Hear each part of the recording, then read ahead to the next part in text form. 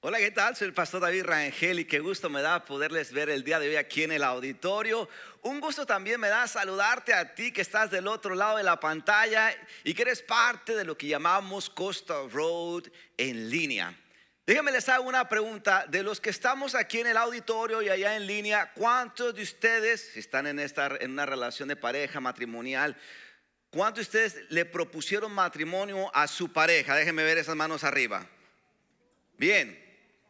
¿Recuerdan cuándo sucedió? ¿Cómo sucedió? Estamos en el mes del amor y la amistad, ¿no es cierto? No, ya pasó, ya estamos en marzo. Ya estamos en marzo primero. Bueno, acabamos de terminar el mes del amor y la amistad. Así que, ¿recuerdan? Si tú le propusiste matrimonio a tu pareja, ¿recuerdas dónde fue? ¿Cuándo fue? ¿Cómo sucedió? ¿Lo recuerdas brevemente? ¿Dónde fue? ¿En Europa? ¿En Italia? Digo esto porque uno de los momentos más inesperados para la novia es cuando el novio le propone matrimonio durante una cena. Para la novia, de pronto, algo que era común y normal, una cena, quizás un viernes en la noche, en un instante se tornó en algo especial. ¿Te quieres casar conmigo? Era una mesa común y normal, pero tuvo un significado diferente. Digo esto porque en la historia de hoy, la historia bíblica de hoy, vamos a encontrar cómo un evento tan predecible que ocurría cada año, de pronto se tornó en un momento tan especial para los discípulos. Y todo esto ocurrió alrededor de una mesa. Y así vamos a iniciar el día de hoy con este segundo sermón de esta serie que apenas iniciamos la semana pasada, Camino a la Cruz, en donde estamos conociendo historias de la vida, muerte y resurrección de Jesucristo. Hoy vamos a hablar específicamente sobre la mesa que cambió la historia. Y no es un título de una telenovela mexicana o colombiana, es el título del sermón del día de hoy. Así que si estamos listos para este mensaje y para hablar sobre la mesa que cambió la historia, alguien diga fuertemente amén. Vámonos al Evangelio de Lucas, capítulo 22. Lucas capítulo 22, y vamos a dar lectura del versículo 7 al versículo 13. Si ustedes de los que están tomando nota, este es el pasaje central que vamos a estar abordando en los próximos minutos. Lucas 22, versículo del 7 al 13. La mesa que cambió la historia. Dice la escritura de la siguiente manera: llegó el festival de los panes sin levadura, cuando se sacrifica el cordero de la Pascua. Jesús mandó que Pedro y Juan se adelantaran y les dijo: vayan y preparen la cena de la Pascua para que podamos comerla juntos. ¿Dónde quieres que la preparemos?, le preguntaron. Él contestó: en cuando entren en Jerusalén, les saldrá al encuentro un hombre que lleva un cántaro de agua. Síganlo. En la casa donde él entre, díganle al dueño: el maestro pregunta, ¿dónde está el cuarto de huéspedes en el que puedo comer la cena de Pascua con mis discípulos? Él los llevará a un cuarto grande en el piso de arriba que ya está listo. Allí deben preparar nuestra cena. Ellos fueron a la ciudad y encontraron todo como Jesús les había dicho, y allí prepararon la cena de la Pascua. Costa nuestra la palabra bendita de Dios para el pueblo de hoy. Jesús entonces está hablando sobre la Pascua. Está a punto de celebrarla con sus discípulos. Ahora déjenme detengo por un momentito para hablar sobre la Pascua. El hermano Omar el año pasado, justamente hace un año, nos estuvo hablando sobre la fiesta de la Pascua en aquella serie de hace un año que estábamos abordando sobre las fiestas del Antiguo Testamento, y la Pascua es una de esas fiestas del Antiguo Testamento.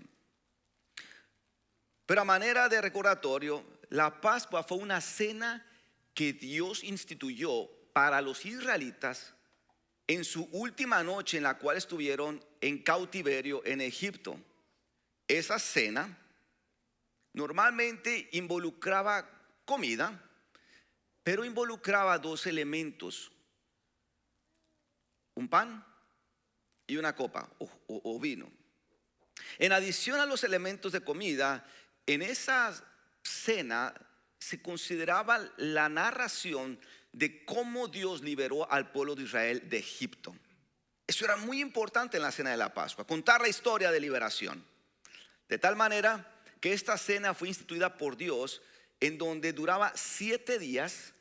Uno de esos 7 días era utilizada específicamente para la cena de la Pascua. Todo esto es importante que sepan, porque lo que hizo Jesús fue algo súper interesante. Yo no sé si los hebreos, los israelitas, eran metodistas en su corazón, porque la cena de la Pascua seguía un orden, un método que no se podía cambiar. Cada año ese orden, esa estructura litúrgica se tenía que seguir al pie de la letra. Es conocida hoy día como el Seder de Pesaj, el orden de la Pascua. Es como un guión litúrgico de pasos y de lo que se tiene que decir hasta el día de hoy, y que existía en los tiempos de Jesús. ¿Estamos acá?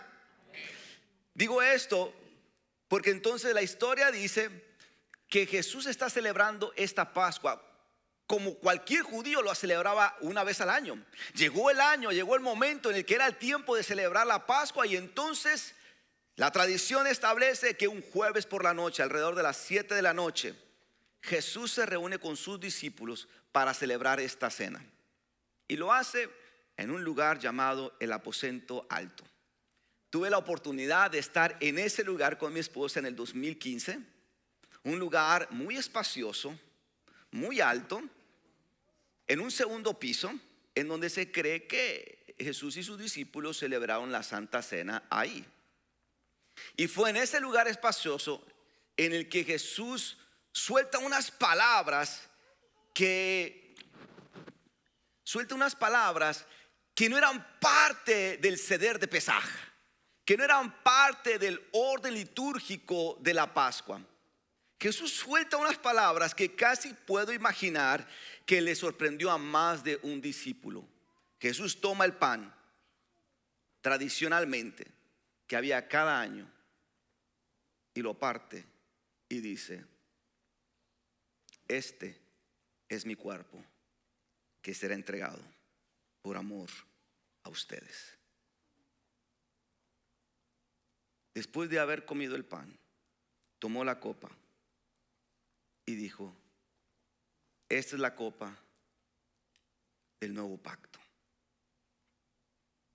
Y la dio a sus discípulos después de haberla bendecido. Estas palabras no eran parte del Seder de Pesaj, del orden de la Pascua. Casi puedo imaginar que más de uno, quizás Pedro, dice: espérame, ¿dónde está eso en el orden litúrgico? Porque esas palabras son nuevas para mí. Estamos hablando que los discípulos, siendo judíos, las celebraban cada año, y no eran niños, ya eran personas ya jóvenes.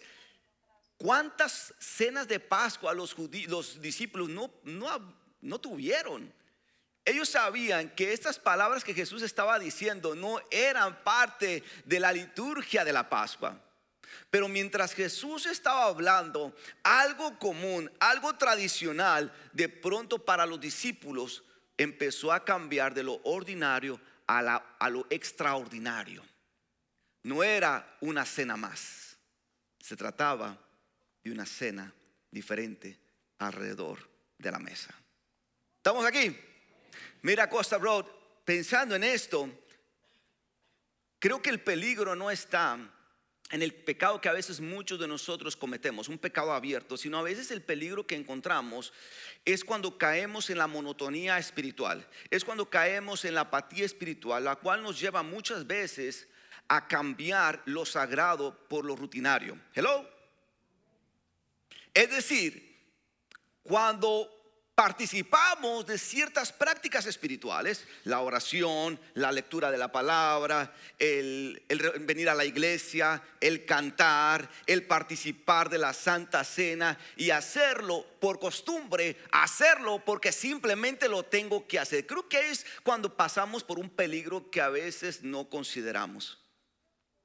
Pero la historia de la última cena nos recuerda que Dios tiene la capacidad de tomar algo que parece ordinario, un pedazo de pan y copa, para tornarlo en algo extraordinario. La historia de la Pascua y de la última cena nos hace creer el día de hoy que cuando nosotros venimos a conectarnos con el Señor a través de herramientas, de prácticas espirituales comunes, Dios entonces nos encuentra ahí y lo común de pronto se transforma en algo fuera de lo común. Lo que parece algo ordinario, simple, se torna en algo extraordinario y muy especial. Por eso los discípulos estaban entendiendo que lo que estaba pasando alrededor de la mesa de la Pascua era algo diferente a lo que ellos estaban acostumbrados en toda su vida. Algo ocurrió ahí.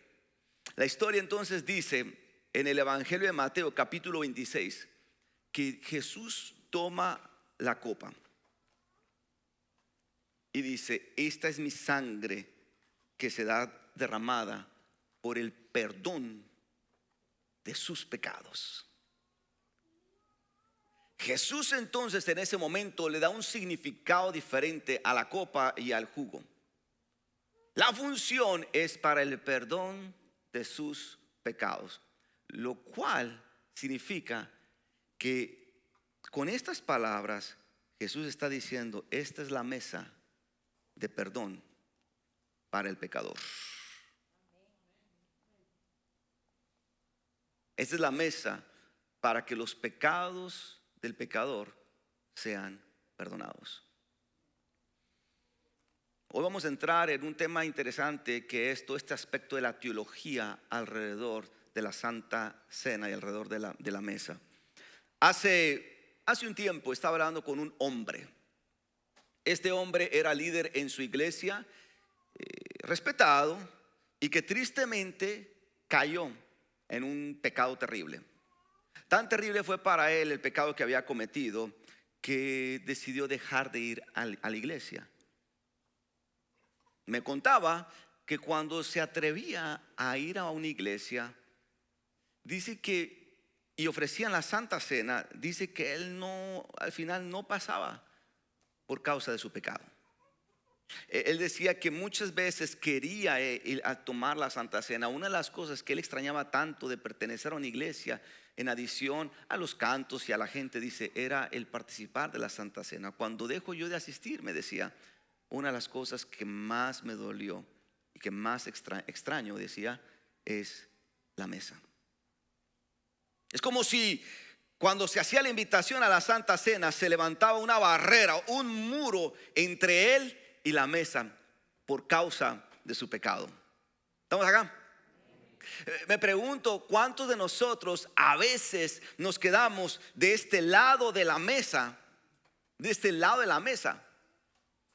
porque pensamos que el pecado que cometimos es tan grande que simplemente no podemos venir de este otro lado. Sin embargo, la Santa Cena nos enseña, la última cena de Jesucristo nos enseña que cuando hay arrepentimiento, no hay pecado más grande que nos puede impedir venir a la mesa, cuando la mesa del Señor es también la mesa para el pecador.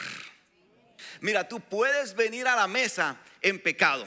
Tú puedes venir a la mesa temblando porque le acabaste de fallar al Señor. Tú puedes estar temblando recibiendo el pan y la copa porque no te sientes digno por lo que acabaste de cometer un error en tu vida, que le fallaste a Dios. Pero aún en medio de la mesa, su perdón te restaura, te encuentra y te justifica para que puedas estar en relación plena con el Señor. Eso no lo hace nadie más.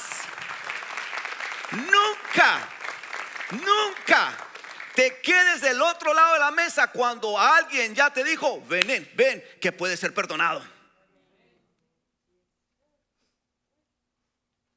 Muchas veces ocurre que nos quedamos de este lado porque sentimos que el pecado nos dice, no puedes venir a la mesa.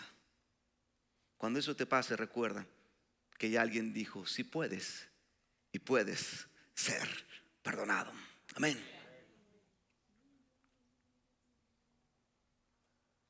Nunca determines el cómo está tu relación con Dios para decidir si puedes o no puedes venir. Es mejor que llegues arrastra si tú quieres, sucio de pecado, y después hablamos lo que puede ocurrir en este lugar con tu pecado y con tu vida. Hay alguien que ya derramó su sangre por el perdón de tus pecados. Amén. Ahí estaba Jesús.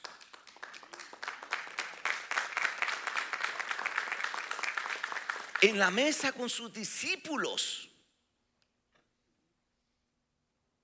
introduciendo que ahora esta mesa no es la mesa de la Pascua, es la mesa de perdón para el pecador. Ahí estaba Jesús con sus discípulos, no negándoles la mesa, aun y cuando sabía que uno de ellos, Judas, estaba a punto de traicionarlo por 30 piezas de plata. Ahí estaba Jesús con sus discípulos, no negándoles la mesa, aun y cuando sabía que Pedro lo iba a negar 3 veces antes de que el gallo cantara. Ahí estaba Jesús en la mesa con sus discípulos, casi diciéndoles, déjame te acomodo esta silla para que te sientes aquí, Pedro. A ver, Judas, hazte un poquito para allá para que estés más cómodo. Juan, a ver, ¿estás bien, Juan? Te noto un poquito distante de todos. Ven, acércate más, Juan, acércate aquí todos juntitos. Aun y cuando Jesús sabía que el resto de los discípulos lo abandonaría cuando los romanos vinieran a arrestarlo. Aún y a pesar de todo esto, Jesús no les negó la mesa. Costa Road, eso es gracia. Agárrate porque lo que voy a punto de decir te va a incomodar a lo mejor. Eso es gracia. Sentarte a la mesa con aquellos que te traicionarán. Eso es gracia, sentarte a la mesa con aquellos que te van a herir, que te van a negar, que te van a dar la espalda cuando más lo necesitas. Eso es gracia, sentarte a la mesa con aquellos que todavía no son lo que tú quieres que ellos sean. Eso es gracia, sentarte a la mesa con el Señor a pesar de que lo vamos a traicionar, a pesar de que lo vamos a negar, a pesar de que nos vamos a equivocar y a pesar de que aún tú y yo somos lo que Él quiere que seamos. Eso es gracia. Que a pesar de que no somos lo que Él quiere que seamos, el Señor no nos niega la mesa, el Señor no nos aleja. La Santa Cena nos recuerda que hay una mesa de gracia llena de amor, llena de compasión y de nuevas oportunidades, a través de las cuales hay alguien que dice, hay esperanza en tu vida, ven como vengas, que te voy a transformar y te voy a cambiar. Eso es gracia. Que cuando te sientes indigno de venir, alguien dice, eres digno, te encuentro en la mesa. A pesar de.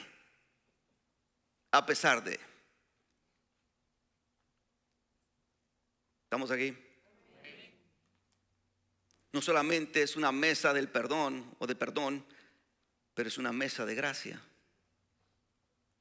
Ahí está Jesús presente con sus discípulos y explicando que el símbolo de su presencia ahora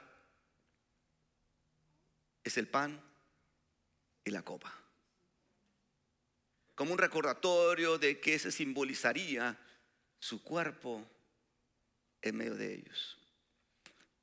En la mesa presente, Jesús introduce estos símbolos de presencia. Es interesante porque cuando pensamos en la mesa, de la Santa Cena. Creo que ya mencionamos esto el año pasado. Pero la mesa en el primer siglo no eran como las mesas comunes que hoy día nosotros tenemos, altas o del tamaño normal, con sillas común. Pero las mesas en el tiempo bíblico allá del primer siglo, sobre todo se cree que fue la mesa en la cual como la que Jesús utilizó para la Santa Cena, eran mesas en forma de U. Ya ven que la imagen que vemos comúnmente de la Santa Cena es una mesa alta, larga, y luego todos así como que sentados de este lado. No, la mesa es como una especie de U, como más o menos de esta altura. De hecho es como esta altura. Y esta era la forma tradicional en que la gente se sentaba en la mesa. Se acomodaban con esta rodilla y se ponían su codo de esta forma y con los pies de este lado. Y de esa manera comían. Una arepa, una maracuyá, taco, una enchilada, una pupusa. Alguien tiene hambre, ¿verdad? Entonces, esta era la forma común en que la gente, de ahí la pueden más o menos ver, cómo están acomodados. Lo más interesante, en adición a la postura de cómo estaban sentados, es que Jesús estaba presente en medio de ellos. Jesús, sabiendo que su hora estaba a punto de llegar, les deja un recordatorio de su presencia, conectando su cuerpo al pan y su sangre al jugo de la copa. Ahora, digo esto porque es cierto que la presencia de Jesucristo no está con nosotros físicamente como lo estuvo en el tiempo de los discípulos. Claro que en la actualidad la presencia de Jesús en carne y hueso no está aquí entre nosotros, eso me queda claro. Pero a la vez tengo que recordarles lo que dice la Escritura, que a pesar de que la presencia de Jesús físicamente no está entre nosotros, dice la Escritura que cuando 2, que cuando 3, que cuando 10, que cuando 20, que cuando 50, que cuando 100, que cuando millares se reúnen en su nombre, su presencia se manifiesta en medio de ellos. La buena noticia, Costa Road, de esto es que no necesitas multitudes para que su presencia se manifieste en medio tuyo. Dice que donde estén 2 o 3 reunidos, ahí está en medio de ellos. La presencia de Jesucristo que estuvo en el Antiguo Testamento, sanando, libertando, perdonando, restaurando, ayudando, es la misma presencia que se manifiesta de forma resucitada en espíritu en medio de nosotros cuando nos reunimos el día de hoy en su nombre. El común denominador de lo que puede pasar en nosotros cuando nos reunimos no es reunirnos en el nombre de Costa Road en español, no es reunirnos en el nombre de David Rangel, es reunirnos en el nombre que es sobre todo nombre, en el nombre de Jesucristo nuestro Señor y nuestro Salvador, y en su nombre es que se manifiesta. Necesitas sanidad, necesitas restauración, necesitas perdón, necesitas ayuda. Reúnete en el nombre de Jesús y su presencia lo hace posible. ¿Qué tiene que ver eso con la mesa? Que no es mi mesa, que no es la mesa de la iglesia, sino que es la mesa del Señor. Y que es el Señor mismo invitándonos a venir a ella. Y cuando nos reunimos 2 o 3 en su nombre y venimos a ella, no viendo esto como algo tradicional, como costumbre, sino con la expectativa de que podemos encontrarnos con el Cristo resucitado, entonces cosas ocurren. Muchas veces vemos la Santa Cena como un recordatorio, como si no tuviera el mismo valor que la oración. La Santa Cena es una práctica espiritual tan fuerte como la oración. La Santa Cena, teológicamente hablando, es una práctica espiritual tan importante como la lectura de la palabra, porque es un sacramento. La oración no es un sacramento, la oración es una práctica espiritual. La Santa Cena es un sacramento. ¿Qué es un sacramento? Es una orden, es algo que fue instituido por el Señor. No como si lo quieres hacer, iglesia, sino lo tienes que hacer. Y la palabra sacramento fue una composición de esta orden que dio Jesús en el tiempo del Nuevo Testamento. Y la palabra sacramento en griego significa misterio. Cuando vas al griego y haces una búsqueda de la definición de la palabra sacramento, significa misterio. Escucha bien esto, porque antes de Jesús y todavía en el tiempo de Jesús, por eso Jesús tuvo que interpretar la ley, porque la gente no comprendía. Porque un misterio es algo que no entiendes, es algo que te esconde algo. Hay una verdad, pero está escondida. Es el misterio. No lo ves, es como si está cubierto. Es como está cubierto y no puedes ver qué es lo que hay detrás de eso. Es un misterio. Pero cuando tú vas al Nuevo Testamento y empiezas a analizar la palabra sacramento o misterio, el apóstol Pablo entonces da una connotación de misterio diferente.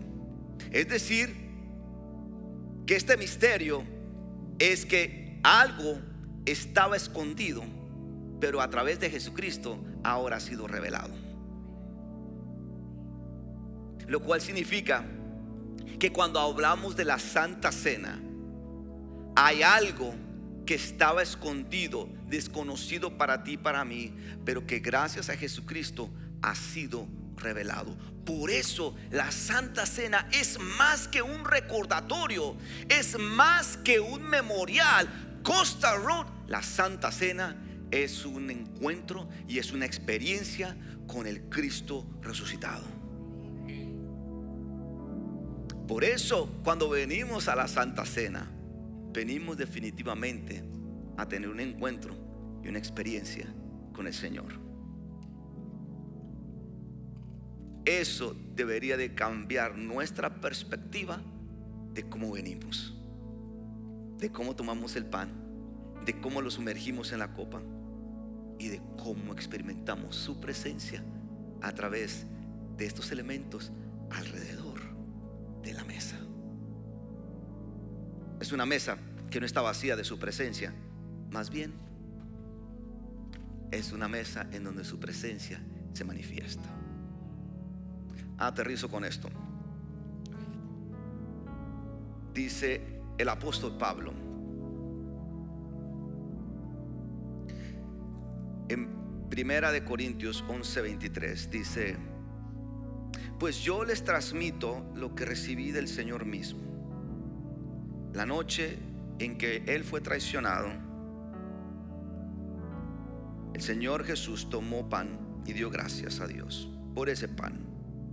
Luego lo partió en trozos y dijo: esto es mi cuerpo, el cual es entregado por ustedes. Hagan esto en memoria de mí. De la misma manera tomó en sus manos la copa de vino después de la cena y dijo: esta copa es el nuevo pacto entre Dios y su pueblo, un acuerdo confirmado con mi sangre. Hagan esto en memoria de mí todas las veces que la beban. Pues cada vez que coman este pan y beban esta copa, anuncian la muerte del Señor hasta que Él vuelva. Jesús, camino a la cruz, se detuvo en una mesa para compartir su última cena con sus discípulos. Qué interesante. Camino a la cruz se detuvo para estar a la mesa con sus discípulos. Y aunque el cambio del significado de los elementos y de la liturgia cambió, definitivamente esa experiencia en la mesa transformó el significado de lo que hoy día la Santa Cena es para ti y para mí. Digo esto porque en ocasiones venimos a la mesa, como ya lo mencioné, pensando que estamos participando de algo que es una tradición, con una monotonía lo vemos, es algo que celebramos el primer domingo de cada mes. O muchas veces pensamos que no hay nada especial detrás de ese pan y de esa copa. Son símbolos. A veces no venimos, nos quedamos del otro lado porque sentimos que nuestro pecado fue tan grande que no somos dignos para venir a la mesa del Señor. Sin embargo, ir camino a la cruz significa detenernos para sentarnos a la mesa con Jesús. Una mesa de perdón, una mesa de gracia, una mesa en donde su presencia se manifiesta en ti y en mí. Una mesa que el Señor ya preparó desde antes de que tú llegaras a este lugar, y lo hizo por amor a ti, a ti, a ti, a ti y a mí. Y ese es el mensaje el día de hoy. Amén, amén y amén.